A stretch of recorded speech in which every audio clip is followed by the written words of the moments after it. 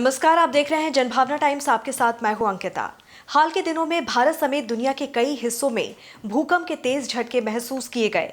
कुछ ही दिन पहले भारत के पड़ोसी देश नेपाल ने डराया, जब वहां लगातार कई दिनों तक भूकंप के झटके महसूस किए गए थे। एक बार फिर 2015 की याद ताजा हो गई थी।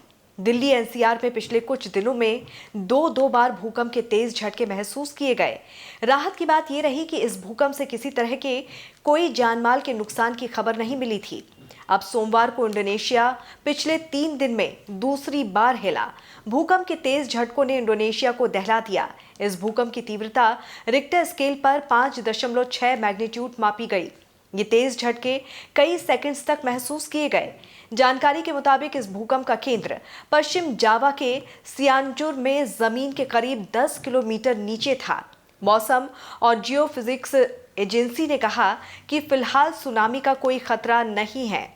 इंडोनेशिया का ये भूकंप इतना भीषण था कि इसमें अब तक करीब 20 लोगों की मौत हो चुकी है, जबकि करीब 300 से ज्यादा लोग घायल हैं, जिनका अस्पताल में इलाज चल रहा है। जानकारी के मुताबिक इंडोनेशिया की राजधानी जकार्ता में जब ये तेज भूकंप के झटके महसूस किए गए, उस वक्त कई लोग अपने दफ्तरों में बैठकर काम कर रहे थे। भूकंप के झटके इतने तेज थे कि कई बिल्डिंग हिलने लगी। इससे अफरा तफरी मच गई। भूकंप की वजह से घर और दफ्तर में फर्नीचर तक हिलने लगे। लोग डर के मारे बिल्डिंग से बाहर की तरफ भागने लगे। भूकंप के बाद राहत और बचाव का काम शुरू कर दिया गया है।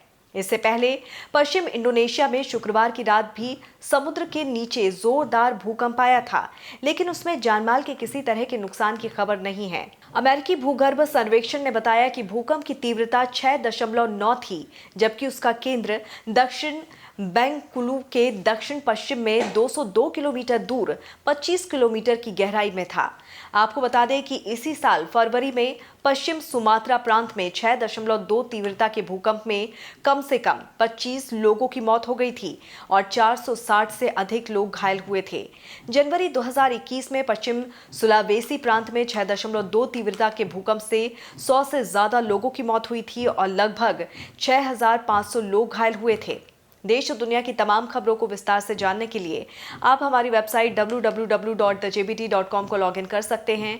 जुड़े रहिए जनभावना टाइम्स के साथ। नमस्कार।